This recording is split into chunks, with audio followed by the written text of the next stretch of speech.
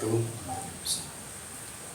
Pemirsa channel Ziarah Malam dimanapun berada, salam sehat, salam bahagia. Untuk malam ini kita sudah berada di tempat beliau Bapak Bagio ya. Bapak Bagio itu adalah salah satu juru kunci ada di pemakaman daerah Sareang. Sareang. Nah ini kita sebelum berbincang-bincang untuk mencari informasi dari pemakaman yang ada di daerah sini, atau mungkin kita juga akan berkenalan untuk mengetahui lokasi tepatnya daerah mana ini, posisinya masih di daerah Kabupaten Banjarnegara. Nah terlebih dahulu untuk pemirsa channel Ziarah Malam dimohon untuk dibantu subscribe, like, dan komen.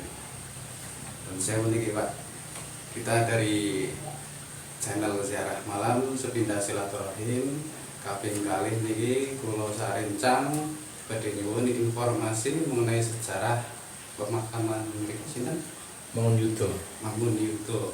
Nah sebelum mencari informasi kula badhe istilahnya kenalan kalih panjenengan nggih, biar istilahnya pemirsa channel Ziarah Malam mengetahui nama atau mungkin lokasi dari daerah sini, bila satu saat nanti apabila dari pemirsa channel Ziarah Malam akan berkunjung atau istilahnya berziarah ya Mas ya, baik itu waktu siang, pagi atau malam, akan mudah menemukan dari lokasi dari pemakaman yang ada di daerah sini.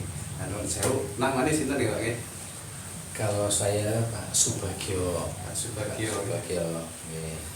Nah, Yosua itu 60 tahun. 60 tahun Pak. Nah ini istilahnya di daerah mana ini? Masih di daerah Banjarnegara untuk lokasi tepatnya? Iya, di daerah Banjarnegara kilometer 3 ke arah utara.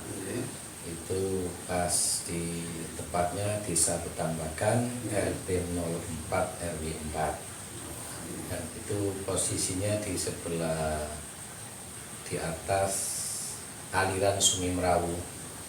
Itu makam Mangun Yudo yang dikonotasikan sebagai Bupati pertama Banjarnegara. Kenapa Mangun Yudo itu dimakamkan di situ? Itu perlu saya aturkan pada jenengan terkait dengan sejarah. Mungkin ya sekilas apa yang saya ketahui tentang silsilah itu, sejarah itu. Dari dulunya Mangun Yudo itu adalah seorang temenggung, di mana dia itu salah satu pejuang dan temenggung yang anti dengan kolonial Belanda, yang akhirnya pada saat Pisawanan Agung di Kartosuro itu kan banyak dari temenggung, adipati dan lain sebagainya yang dikumpulkan di Pisawanan itu. Ditanya oleh sang ratu, itu siapa dari sekian orang yang kira-kira berani untuk memusuhi Belanda yang berada di loji ini. Itu lah, di loji itu ya mungkin ya bangunan kuno yang mungkin konotasinya ya batalion apa kompi, itu ya markas yang jelas ya, markas Belanda gitu. Artinya itu ya Pak? Artinya itu markas. Nah dari hal tersebut tidak ada satupun yang menjawab. Nah, akhirnya Mbah Mangun Yudo itu ternyata yang memberanikan diri menjawab, saya sang ratu yang insya Allah sanggup untuk memberantas Belanda yang ada di markas itu. Nah, setelah itu Pisawanan dibubarkan, tapi Mbah Mangun Yudo itu ditahan. Kamu jangan dulu pulang, sini aja dulu, tanya. Nah, setelah Pisawanan berakhir, dia ditanya, kamu apa yang jadi andalan? Kok kamu mau berani untuk bisa menumpas Belanda satu markas? Nah dia mengaku, sang ratu, kalau saya itu tidak dipukul di bawah telinga kiri, itu insya Allah saya masih selamat. Oh begitu. Jadi istilahnya malah kelemahannya itu diberitahukan kepada sang ratu. Ya. Oh begitu. Iya sang ratu. Nah setelah itu ya sudah, tidak apa-apa. Tapi saya meling, nanti sang ratunya bilang begitu. Kalau nanti ada salah satu sepasang Belanda yang ada di singgasana, itu jangan kau bunuh. Iya, sang ratu siap ya gitu. Ternyata berjalannya waktu ya terjadi, sudah mungkin titik wancinya sudah ditentukan, waktu yang sudah ditentukan, dia itu berperang dengan Belanda yang satu markas itu, ternyata mati semua, itu bisa dibunuh semua. Lah dari kalapnya dia kan akhirnya tidak ingat dengan pawelingnya si sang ratu itu. Ternyata sang ratu itu yang Mimbowarno menjadi Belanda, sepasang dengan permaisurinya berada di singgasana.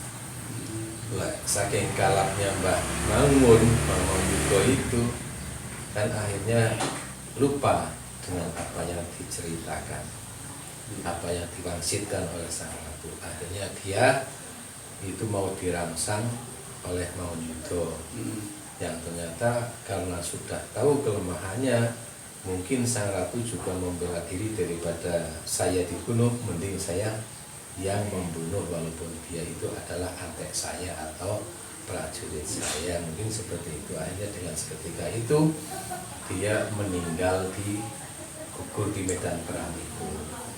Nah, ada itu kalau ceritanya tunggangan itu disebut sebagai tunggangannya Mbah Mangunjuto itu adalah kuda putih. Kuda putih itu akhirnya pulang ke Banjarwatulembu. Di sana seolah-olah agak memberikan satu isyarat bahwa ayo itu diambil si jenazah Mangunjuto itu. Nah, terus dengan kaki ke ataskan, diangkat-angkat sambil cingkrak-cingkrak itu, akhirnya sang adipati itu menyuruh prajuritnya dan beberapa Wibowo untuk ke sana untuk ya menyetotakan itu isi kudanya itu. Sampai di sana ternyata benar Mangunjuto gugur di sana. Ya dibawa ke sini. Nah, dibawanya ke sini itu ternyata ada satu darah yang netes yang namanya sekarang itu masih dikatakan itu pelataran Mertakanda. Nama sejarah itu tetesan darah yang dengan tiba-tiba dengan tetesan darah itu banjir yang tidak surut-surut itu sampai 3 hari 3 malam, yang akhirnya ada firasat dari salah satu penggawa itu, katanya disuruh untuk memakamkan dia di atas bagian utara, yang akhirnya itu di sini di pesarian itu di pondok itu akhirnya dimakamkan di situ, yang sampai sekarang itu dikategorikan sebagai Bupati Banjarnegara yang pertama itu Mangunjuto. Itulah kenapa sekarang berani Mangunjuto Setoloji, karena yaitu Sedo itu adalah mati, meninggal, loji itu adalah bentuk bangunan yang mungkin konotasinya sebagai markas gitu loh ya. Kalau memang dulu itu kan katanya kalau bangunan-bangunan Londo itu loji. Iya. Ya, ini itu dijuluki gelar Mangunjuto Setoloji. Itu bagian dari sejarah dia yang saya ketahui itu Mas. Nah, istilahnya ini kan enten cerita malih di sebelah Bekuncen ada yang namanya Mbah Maliu ya. Itu ada kaitannya dengan Mbah Maliu? Kalau Mbah Maliu itu kelihatannya dia sebagai syiar Islamnya. Oh, syiar Islam. Nggih, di syiar Islamnya. Jadi dia itu kayak sebagai seorang wali apa caranya kiai itu Kiai Maliu. Nah, jadi itu di syiar Islam, perjuangan syiar Islamnya itu termasuk mungkin dia itu sebagai lurah pertama di Banjaranyar. Kelihatannya begitu kalau kita tahu sejarahnya itu hanya dengan itu seperti itu. Keporo dia itu yang tahu bahwa apa namanya, dengan keindahannya tanah Banjar yang ada di sini, tanah Banjar itu karena bentuknya berbanjar-banjar itu yang akhirnya dia itu bisa mengatakan bahwa nanti Banjaranyar itu adalah Mbah Maliu itu dulu, ibaratnya seperti itu. Berarti untuk Mbah Manguniyudo itu istilahnya masih ada tah dari kerajaan Mataram ya? Iya, betul. Berarti kan istilahnya masih ada kaitannya dengan Mbah Maliu dari kerajaan Mataram. Istilahnya kalau semisal dari kerajaan Mataram berarti kan ada beberapa pembagian tanah wilayah ya untuk Banjarnegara itu yang tadi disampaikan 4 atau berapa nih Pak? Ya, kalau ini pembagian wilayah untuk Kartosuro itu kan meliputi dari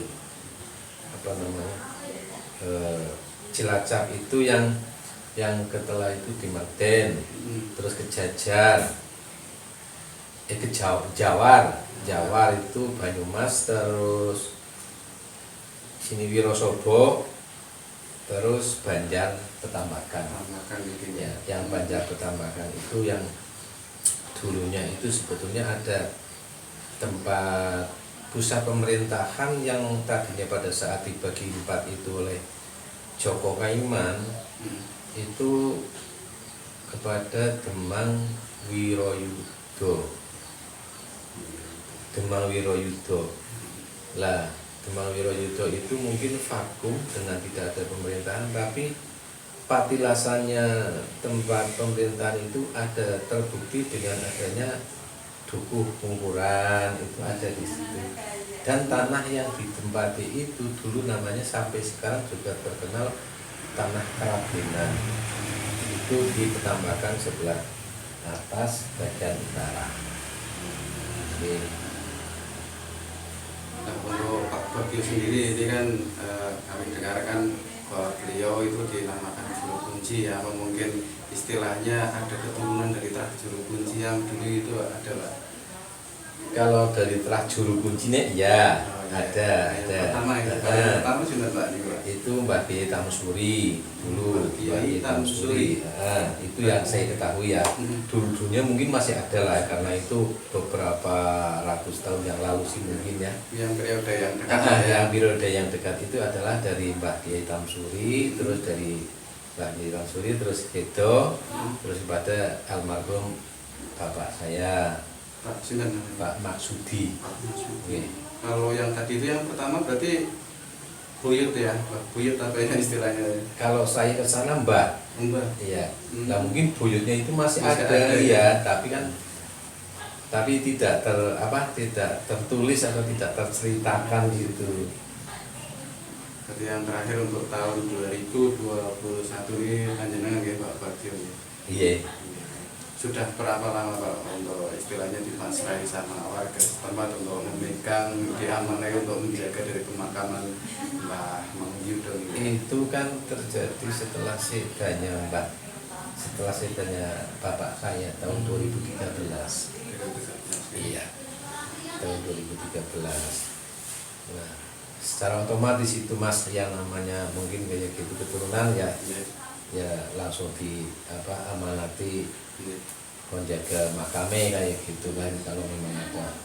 Biasanya kalau yang namanya makam-makam seperti itu kan banyak orang yang ziarah, baik itu secara pribadi maupun jamaah kadang-kadang ada, apalagi karena ini terkait dengan Banjarnegara, hari jadi Banjarnegara itu pas tanggal 26 Februari, yang tadinya itu tanggal 22 Agustus Mas, itu tadinya 22 Agustus, nah dirubah menjadi tanggal 26 Februari.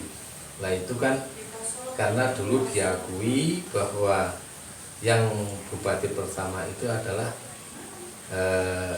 Dipoyudo yang berangkat dari Banjarwatulumbung. Yang dari Banjar Petambakan itu tidak diakui oleh kolonial Belanda. SK-nya juga dari SK sana, SK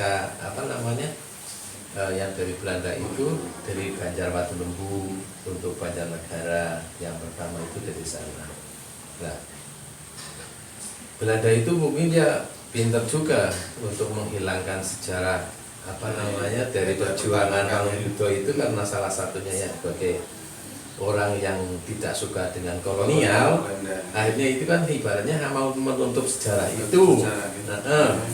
Mau menutup sejarah itulah, itu tidak dimunculkan dalam sejarah terjadinya munculnya Kabupaten Banjarnegara sebagai cikal bakalnya. Sebetulnya cikal bakalnya Banjar Petambakan gitu.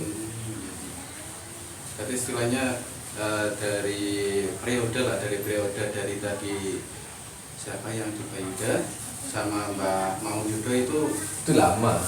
Iya. Iya, tadinya kan dari Demang Wiroyudo. Demang Wiroyudo itu yang sampai sekarang itu tidak diketahui keberadaan pemakamannya, Mas. Kami sedang cari-cari informasi yang itu sampai sekarang belum diketahui. Bahkan ada salah satu orang yang mungkin ya punya indera keenam dan sebagainya, katanya nanti akan muncul, Mas, jangan khawatir, kalau sudah masanya insya Allah ketemu. Ya gitu. Itu ada yang sampai cerita sama saya seperti itu. Nanti untuk pembuktian bahwa Petambakan itu sebagai cikal bakal Banjarnegara, insya Allah itu nanti akan ketemu. Baik itu prasastinya, tempatnya, maupun orang yang pertama kali di Pasrai, di Mandaki, duduk di Banjar Petambakan. Itu seperti itu, tapi walau alam kapan mangsa nih belum dapat kita kita ketahui itu.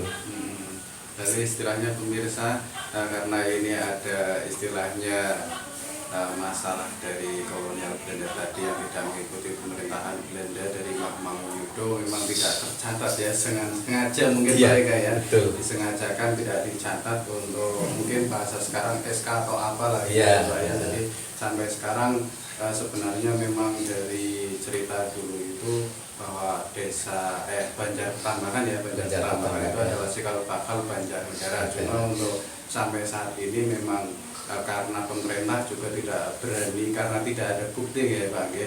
Itu istilahnya dijadikan dari yang patung itu ya Pak. Oh iya. Jadi istilahnya karena beliau tadi dari cerita yang ada ratu-ratunya itu tadi ya Pak ya. Tadi istilahnya memang disengaja untuk tidak dihilangkan lah, bahasanya dihilangkan dari nilai sejarah pada zaman dulu ya Pak. Bang, itu kan terjadinya perubahan dari tanggal 22 Agustus ke 26 Februari itu kan ada beberapa kali sidang paripurna, Mas. Itu sampai penggali sejarah yang namanya Profesor Sugeng itu kan ya memang mempertahankan Banjarnegara itu memang cikal bakalnya dari Banjar Petambakan, itu seperti itu. Nah, sekarang yang dijadikan satu alasan kirap tadinya itu mau diadakan kirap hari jadi itu dari Banjarwatulembu ke Banjarnegara. Nah, pas dari kunjungan dari pihak pemerintah daerah, dari tim dan lain sebagainya, termasuk itu dari Dinas Pariwisata ke sini, kan suruh ya seolah-olah menuntut bahwa sebagai bukti Petambakan itu dijadikan satu cikal bakal, tunjukkan bahwa itu ada prasastinya apa-apa gitu. Nah, saya balik sekarang begini Pak, kalau saya sekarang disuruh untuk membuktikan prasasti ada atau tidak, sampai sekarang ini saya belum bisa. Tapi apakah dari pihak pemerintah itu tidak mau mengakui dengan sidang paripurna dari perubahan tahun tanggal 22 Agustus ke 26 Februari itu? Kalau hal itu terjadi, kenapa tidak diyakini? Otomatis secara logikanya seperti ini. Ya sudah, kalau seperti ini tidak usah pakai ziarah-ziarahan ke sini. Hari jadi Banjarnegara hilang yang dari Petambakan sudah dihilangkan saja. Dan diakui kembali kepada tanggal 22 Februari Agustus. Saya bilang gitu. Dia enggak itu Mas. Ya, nah makanya ya panjenengan menuntut saya mencari prasasti, tapi saya juga harus bisa memberikan satu argumen bahwa kenapa pemerintah daerah dalam hal ini DPR ngeduk Palu merubah dari tanggal 22 Agustus ke 26 Februari yang notabene lebih tua ke sini berapa ratus tahun. Ya alon-alon lapak. Makanya kemarin itu kira itu tidak dilakukan, kira hari jadi yang pakai delman itu biasanya kan dari Banjarwadulumbu ke sana. Lah mau kita dari pihak pemerintah desa Petambakan itu Petambakan dijadikan objek pertama. Lah syukur bagi kalau bisa ya dari sini, kalau enggak ya paling tidak dari pusat pemerintahan desa Petambakan lah sebagai simbol daripada Banjar Petambakan itu sebagai Cikapakali Banjarnegara. Kira masuk pertama dari sini ke Banjarwadulumbu lah, itu kan otomatis perpindahannya pusat pemerintahan Banjarnegara kan seperti itu, Banjar Petambakan, Banjarwadulumbu, terus Banjaranyar sana kan gitu. Lah kalau mau rutenya seperti itu oke, malah bagus, nanti lewatnya sana langsung Pucang ya, itu kan malah bagus muter gitu. Tapi kemarin dua hari jadi itu tidak dilaksanakan kirap itu, jadi kirapnya hanya dari gedung dewan sampai ke Pringgitan saja. Nah selanjutnya Pak, ini bagi Nuwun Sewu untuk silsilahnya itu gimana Pak, ada Pak? Kalau silsilah sih itu di buku ini sebetulnya sudah diterjemahkan Mas oleh salah satu pegawai dari Dinas Pariwisata dulu Mas Pak Tanto itu kalau nggak salah. Bahkan pada saat hari jadi Banjarnegara yang pertama itu sudah diterbitkan beberapa eksemplar yang dibagikan kepada para peziarah di sini. Termasuk saya itu ditinggali satu itu loh. Penerjemahannya itu yang ini diterjemahkan bahasa Indonesia itu. Lah berjalannya waktu ternyata buku saya itu dipinjam oleh salah satu anggota wartawan sampai sekarang ini belum dikembalikan. Di sini menceritakan silsilah silsilah keturunan si A bersuami istri dengan ini yang akhirnya keturunan si A si B si C, banyak sekali di sini tercantum di sini. Lah kalau cerita salah satu sejarah perjuangannya itulah ada buku diktat yang pernah dulu saya itu ditunjukkan oleh ayah saya almarhum itu berupa diktat seginilah. Tapi itu sudah tulisan biasa, tulisan gede biasa, tulisan Jawa yang bisa saya baca, bukan Jawa ini, tapi Jawa tulisan seperti bahasa Jawa, cuman tulisannya tulisan bisa dibaca oleh orang-orang kita ejaan baru. Itu yang dulu itu dipinjam oleh seseorang, ternyata ya juga hilang juga Mas. Itulah sejarah yang menceritakan perjuangannya dia, termasuk ada di situ Nyai Sekati, Sunan Gripit, Giri Wasiat, terus Kiai Selomanik, dan itu ada di situ ceritanya. Itu ada, saya pernah membaca itu, termasuk kenapa disarekan di situ, karena itu ada ceritanya itu seperti itu sejarah perjuangannya dia.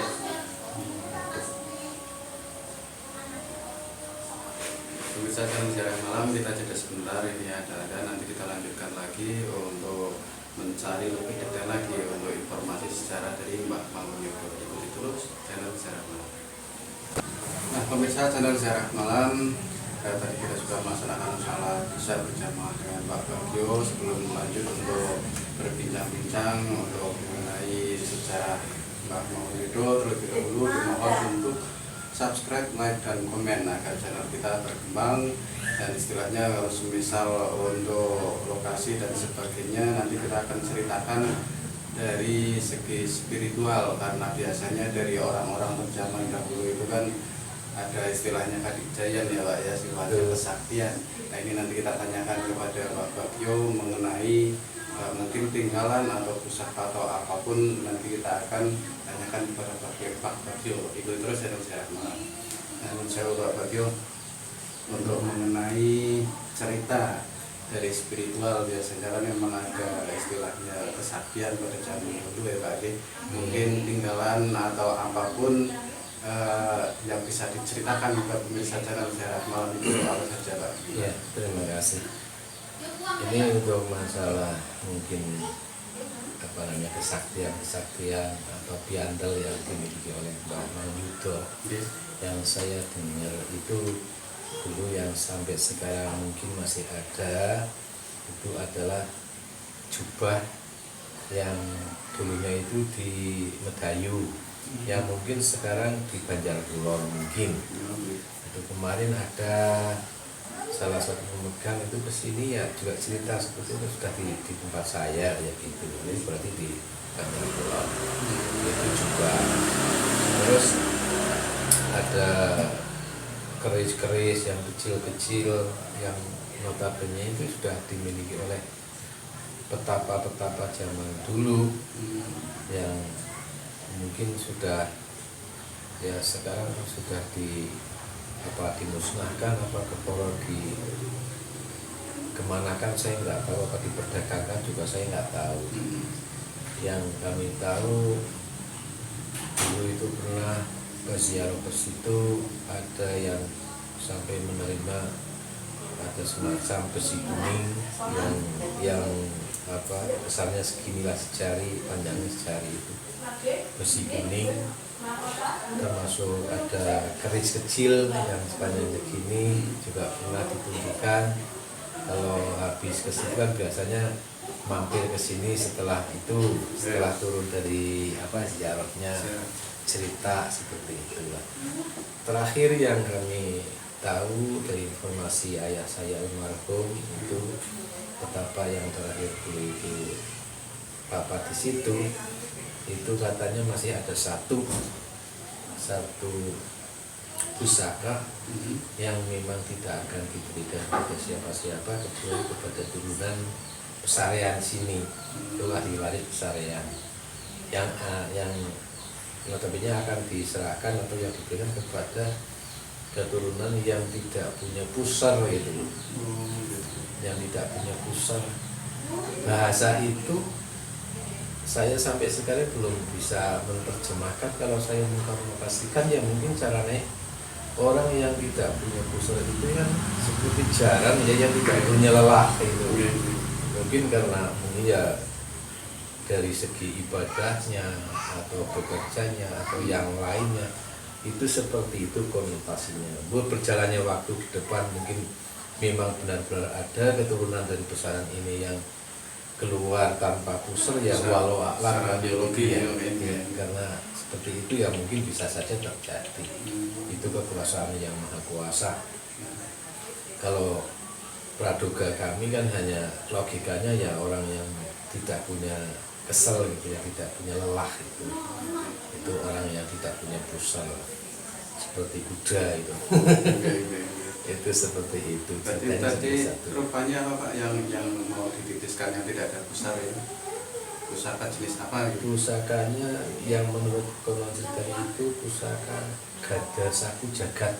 Gada Saku Jagat. Iya, Gada Saku Jagat.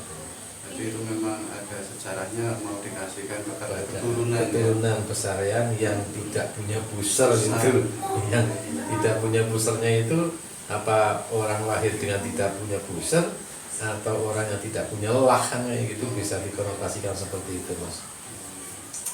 Nah ini terakhir Pak dari kami ya, istilahnya ada pesan nggak untuk para peziarah, karena ini kan para peziarah banyak sekali, siapa tahu belum tahu untuk lokasi daerah sini, karena kebanyakan juga yang diketahui atau dikenal hanya sebutan makam Sedolo Cino gitu. Ya, kan aslinya malah saya dengar dari Bapak sendiri salah tujuh ini kan gitu, harusnya kan istilahnya salah tembung atau gimana. Nah ini pesan-pesan ke para peziarah gitu.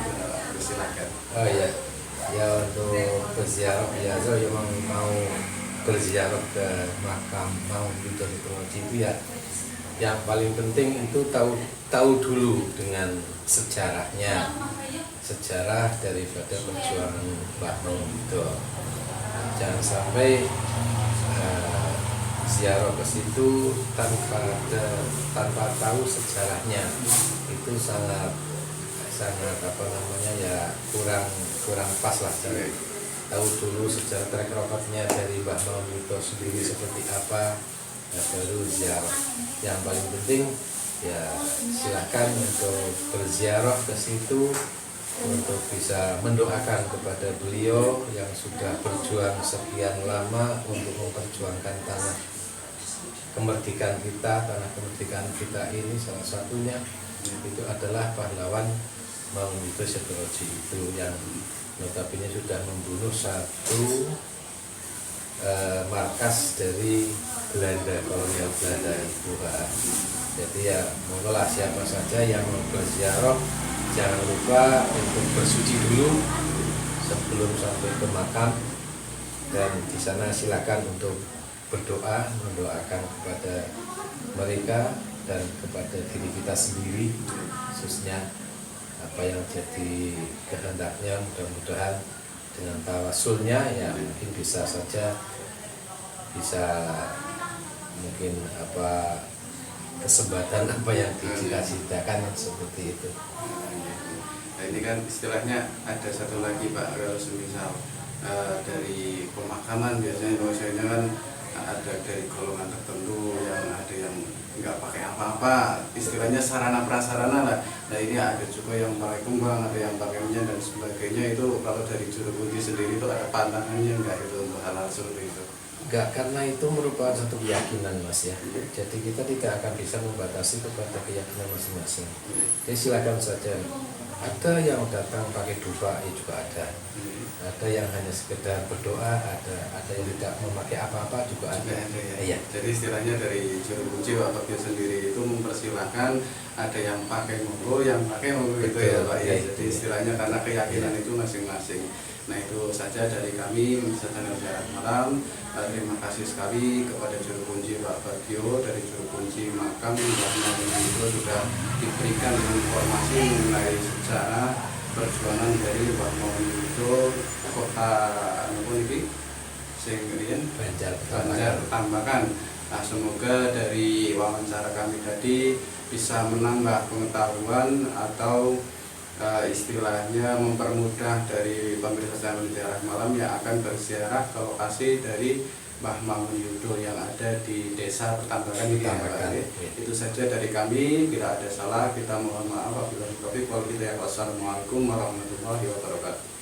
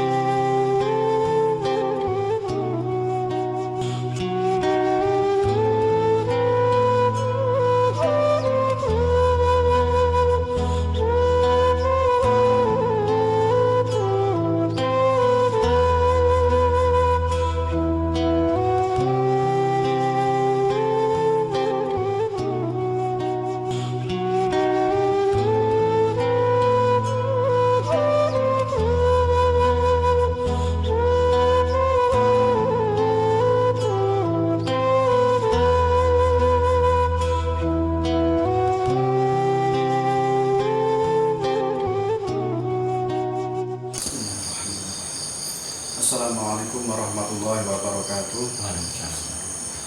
Pemirsa channel Ziarah Malam, untuk malam ini kita sudah berada di lokasi pemakaman dari Mbah Mangun Yudo yang Pak ya. Di samping saya ini ada yang namanya disebut juru kunci juga bukan Pak ini Pak wakil juru kunci. Nah, beliau yang bernama Pak Sinten, Pak Panani. Beliau yang bernama Pak Panani ini adalah kakak dari Pak Bagio ya, yang tadi juru kunci yang kita wawancara mengenai sejarah dari Mbah Mangun Yudo. Kita ajak bersama untuk berziarah malam di tempat pemakaman beliau ini. Nah, ini kami mau menanyakan, ini di belakang kita ini makam siapa nih Pak? Ini kudanya. Oh, Kuda. sing mau diceritakan Pak Bagio enten kuda sing warnane putih niku, berarti niki ya Pak. Kuda niki ya Pak. Jadi ini untuk makam di depan kita ini adalah makam Mbah Mangun Yudo atau bisa disebut Mbah Seto Oji. Jadi istilahnya yang nama aslinya itu Mbah Mangun Yudo. Nah, untuk Pak Panani sendiri niku istilahnya wakil juru kunci, berarti sarengane angkatan yang kali Pak Bagio niku nggih Pak. Oh nggih. Nek asline pun dalamnya pundi Pak? Nggih, sebelah masjid. Oh, sebelah masjid nggih. Nah, pemirsa channel Ziarah Malam, Pergi kula bojo kan adik mbahane Pak Bagio pengking itu.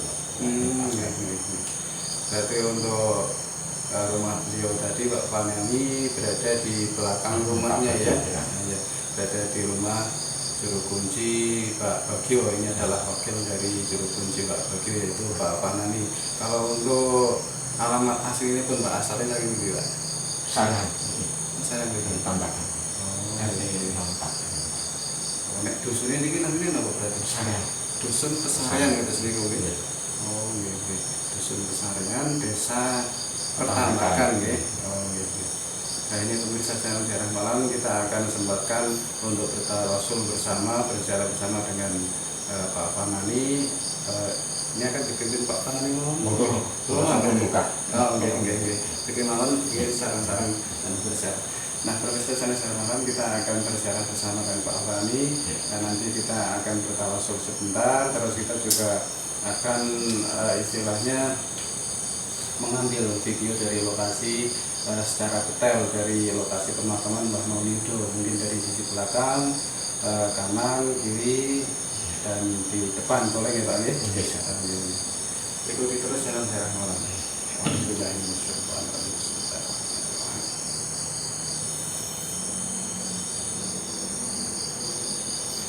Alhamdulillah, sallallahu alaihi wasallam. Al-Fatihah.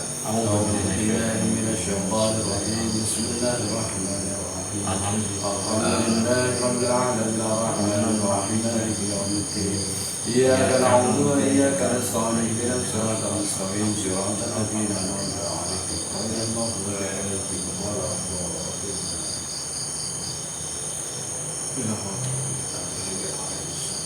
Al-Fatihah. أعوذ بالله من الشيطان الرجيم. بسم الله الرحمن الرحيم. الحمد لله رب العالمين، الرحمن الرحيم، مالك يوم الدين. إياك نعبد وإياك نستعين، اهدنا الصراط المستقيم، صراط الذين أنعمت عليهم غير المغضوب عليهم ولا الضالين.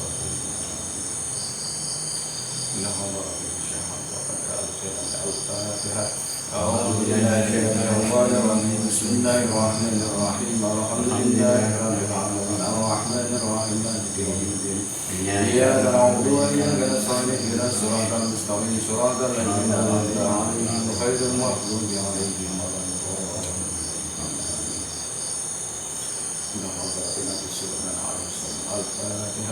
أعوذ بالله من الشيطان الرجيم. بسم الله الرحمن الرحيم. الحمد لله رب العالمين، الرحمن الرحيم، مالك يوم الدين. إياك نعبد وإياك نستعين، اهدنا الصراط المستقيم، صراط الذين أنعمت عليهم غير المغضوب عليهم ولا الضالين.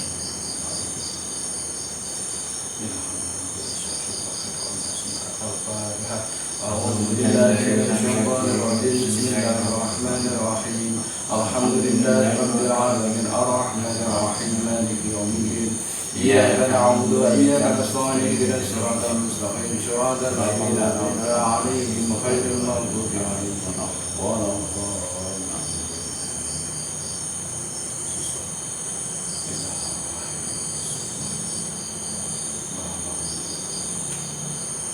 الفاتحة. أعوذ بالله من الشيطان الرجيم بسم الله الرحمن الرحيم الحمد لله رب العالمين الرحمن الرحيم مالك يوم الدين إياك نعبد وإياك نستعين اهدنا الصراط المستقيم صراط الذين أنعمت عليهم غير المغضوب عليهم ولا الضالين. بسم الله الرحمن الرحيم أستغفر الله العظيم أشهد أن لا إله إلا الله وأشهد أن محمدا رسول الله. اللهم صل على سيدنا محمد وعلى آل سيدنا محمد. الله أكبر الله أكبر الله أكبر. بسم الله الرحمن الرحيم قل أعوذ برب الفلق من شر ما خلق ومن شر حاسد إذا وقب ومن شر النفاثات في العقد ومن شر حاسد إذا حسد. بسم الله الرحمن الرحيم قل أعوذ برب الناس ملك الناس إله الناس من شر الوسواس الخناس الذي يوسوس في صدور الناس من الجنة والناس. بسم الله الرحمن الرحيم قل هو الله أحد الله الصمد لم يلد ولم يولد ولم يكن له كفوا أحد. بسم الله الرحمن الرحيم قل هو الله أحد الله الصمد لم يلد ولم يولد ولم يكن له كفوا أحد.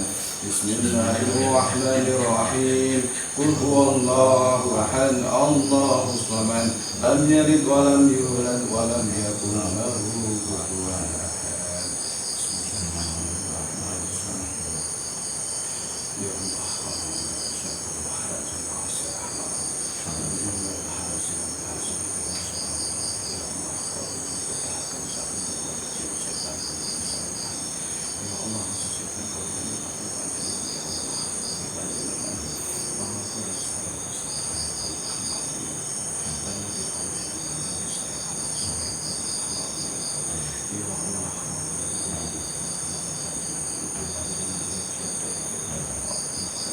الفاتحة. أعوذ بالله من الشيطان الرجيم بسم الله الرحمن الرحيم الحمد لله رب العالمين الرحمن الرحيم مالك يوم الدين إياك نعبد وإياك نستعين اهدنا الصراط المستقيم صراط الذين أنعمت عليهم غير المغضوب عليهم ولا الضالين.